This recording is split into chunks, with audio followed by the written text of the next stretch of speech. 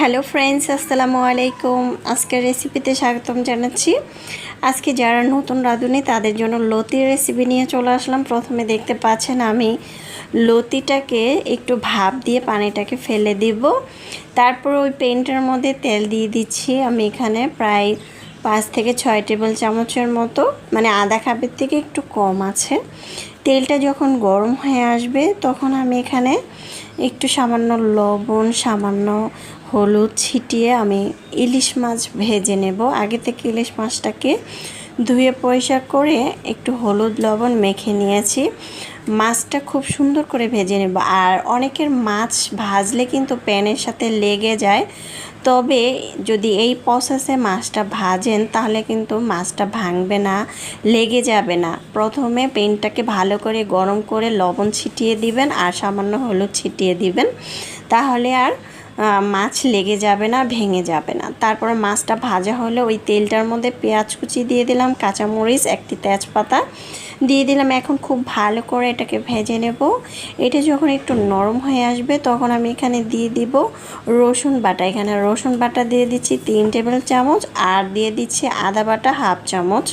কারণ রসুন বাটাটা একটু বেশি দিচ্ছি যেহেতু কচু রান্না করব। কচুর মধ্যে কিন্তু কচুর লতির মধ্যে একটু বেশি রসুন দিতে হয়, না হলে কিন্তু গলা ধরবে সেক্ষেত্রে। এখন আদা রসুনটাকে দিয়ে খুব ভালো করে একটু ভেজে নিতে হবে, যাতে আদা রসুনের মধ্যে কাঁচা গন্ধটা না আসে, সেই জন্য। তারপর যখন কাঁচা গন্ধটা চলে যাবে তখন দিয়ে দিচ্ছি এখানে কিছু মশলা। হাফ চামচ করে আমি হলুদ, মরিচ, ধনিয়া, জিরা, পরিমাণ মতো লবণ দিয়ে দিয়েছি, দেখতে পাচ্ছেন।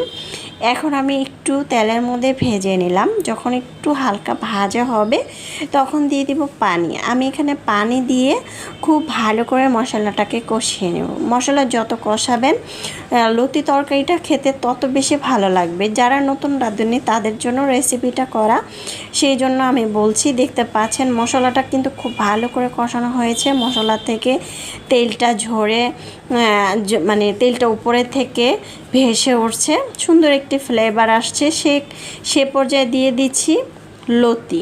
আমি লতিটাকে ভাপ দিয়ে নিয়েছিলাম। লতিটাকে আরেকবার একটু ধুয়ে গরম পানিটাকে ফেলে দিয়ে দিলাম, তাহলে একটু, মানে অনেক সময় লতি রান্না করলে কি হয়, গলে যায়, তাহলে আর এটা গলবে না। যখন ভাপ দিতে যাবেন তখন একটু ঠান্ডা পানি দিয়ে একটু ধুয়ে নেবেন, তাহলে লতিটা একটু ঝরঝরা হবে, ভেঙে যাবে না। অনেক সময় ভেঙে গেলে লতি খেতে ভালো লাগে না। এটা হচ্ছে গ্রামের লতি। এখন খুব ভালো করে কষিয়ে নেব। আর সামান্য একটু পানি দিতে পারেন। আমার কাছে মনে হচ্ছে পানিটা না দিলেও চলবে, কারণ কষানোর মধ্যে চুলার আঁচ কমিয়ে দিয়ে এটাকে রান্না করলে কিন্তু আর পানি দিতে হবে না। আমার কাছে, আমি যেভাবে রান্না করেছি সেটাই বললাম, যে চুলার আঁচ কমিয়ে দিলে কিন্তু এটার মধ্যে পানি উঠবে। এই তো আমি কিন্তু নেড়ে চেড়ে এটাকে কিছুক্ষণ কষিয়ে নিয়েছি। এ পর্যায়ে ভাজা মাছগুলো দিয়ে দিলাম। ভাজা মাছগুলো দিয়ে খুব সুন্দরভাবে এপাশ ওপাশ করে নেড়ে তারপর আমি কিছুক্ষণ রান্না করে নেব, প্রায় 2 থেকে 3 মিনিট চুলার আঁচ কমিয়ে দিয়ে। তারপর এখানে ভাজা জিরার গুঁড়া অ্যাড করতে পারেন, খেতে ভালো লাগবে, সুন্দর ফ্লেভার আসবে। আর এতক্ষণ আমার সঙ্গে থাকার জন্য সবাইকে ধন্যবাদ জানাচ্ছি। আর কিছুক্ষণ রান্না করে আমি এটাকে উঠিয়ে গরম ভাতের সাথে পরিবেশন করে নিব। চাইলে এটা ট্রাই করতে পারেন। আল্লাহ হাফেজ।